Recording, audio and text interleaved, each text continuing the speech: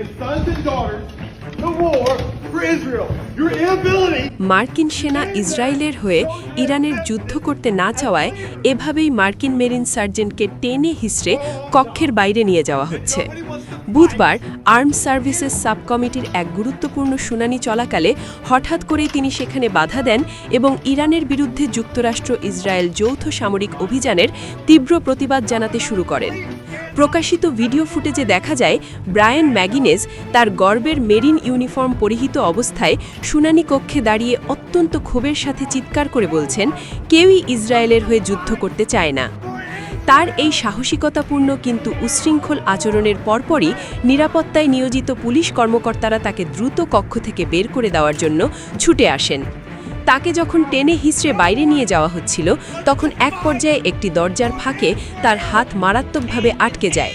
প্রত্যক্ষদর্শীরা জানান, সেই সময়ই তার হাতটি মুথকে ভেঙে যাওয়ার ভয়াবহ দৃশ্য দেখা যায় এবং এরপর পুলিশ পাহারায় তাকে করিডর দিয়ে নিয়ে যাওয়া হয়।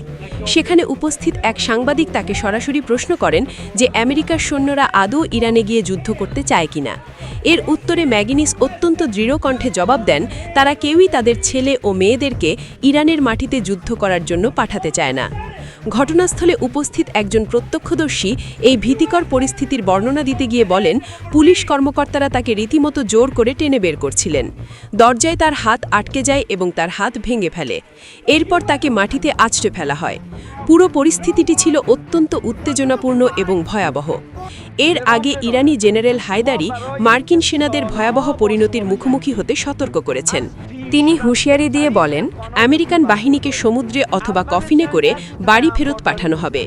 এদিকে মুসলিম দেশগুলোর সাথে ইরানের যুদ্ধ বাধাতে ইসরায়েল যুক্তরাষ্ট্রের নতুন কৌশল ফাঁস হয়েছে। তারা প্রথমে সৌদি আরবের একটি তেল শোধনাগারে ড্রোন হামলা চালিয়েছে, তার উপর তুরস্কের উপর ড্রোন হামলা চালিয়েছে এবং আজ তারা আজারবাইজানের একটি বিমানবন্দরকে লক্ষ্য করে হামলা চালিয়েছে। এর লক্ষ্য হল মুসলিম দেশগুলোর মধ্যে লড়াই বাঁধানো। ইসরায়েল চাইছে এই গোপন হামলার মাধ্যমে আরব মুসলিম দেশগুলোকে ইরানের উপর হামলার মাধ্যমে পুরো মধ্যপ্রাচ্যে একে অপরের মাঝে যুদ্ধ বাঁধিয়ে দেওয়া।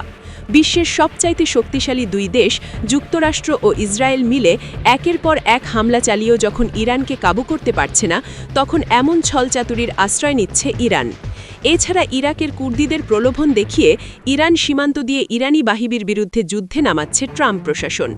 একের পর এক ইরানের পাল্টা হামলায় দিশেহারা ইসরায়েল, তছনছ হচ্ছে মধ্যপ্রাচ্যে আমেরিকার ঘাঁটি। এদিকে ইরানের শীর্ষ নিরাপত্তা কর্মকর্তা আলী লারিজানি দাবি করেছেন, চলমান সংঘাতে এখন পর্যন্ত 500-র বেশি মার্কিন সেনা নিহত হয়েছে। তিনি ইরানের বিরুদ্ধে যুক্তরাষ্ট্রের সামরিক অভিযানকে অন্যায় যুদ্ধ বলে উল্লেখ করেছেন। বুধবার এক্সে দেওয়া এক পোস্টে লারিজানি বলেন, যুক্তরাষ্ট্রের প্রেসিডেন্ট ডোনাল্ড ট্রাম্প ইসরায়েলের প্রধানমন্ত্রী বেনিয়ামিন নেতানিয়াহুর ভারমেয়পূর্ণ আচরণে প্রভাবিত হয়েছেন। তার অভিযোগ, নেতানিয়াহু যুক্তরাষ্ট্রের জনগণকে ইরানের বিরুদ্ধে একটি অন্যায় যুদ্ধে জড়িয়ে দিয়েছেন। পোস্টে তিনি লেখেন, মাত্র কয়েকদিনের মধ্যেই 500-র বেশি মার্কিন সেনা নিহত হয়েছে। এখন ট্রাম্পকে হিসেব করতে হবে যে যুক্তরাষ্ট্র কি এখনও সবার আগে নাকি ইসরায়েলি। তবে পেন্টাগনের পক্ষ থেকে এখন পর্যন্ত মাত্র 6 জন মার্কিন সেনার মৃত্যুর খবর নিশ্চিত করা হয়েছে, যার মধ্যে 4 জন কুয়েতে নিহত হয়েছেন। বর্তমানে লারিজানি ইরানের সুপ্রিম ন্যাশনাল সিকিউরিটি কাউন্সিলের প্রধান। এর আগে তিনি ইরানের সর্বোচ্চ নেতা আয়াতুল্লাহ খামেনেইর জ্যেষ্ঠ উপদেষ্টা হিসেবেও দায়িত্ব পালন করেছেন। একটি সংক্ষিপ্ত বার্তায় তিনি সতর্ক করেন, গল্প এখানেই শেষ নয়। তিনি আরও বলেন, ইমাম খামেনির শাহাদাতের জন্য আপনাদের বড় মূল্য দিতে হবে, ইনশাআল্লাহ। ইরান জানিয়েছে, একের পর এক হামলার কারণে যুক্তরাষ্ট্রের যুদ্ধজাহাজগুলোর গোলা ফুরিয়ে আসছে, তখন এই জাহাজগুলো খেলনা জাহাজ ছাড়া আর কিছুই থাকবে না।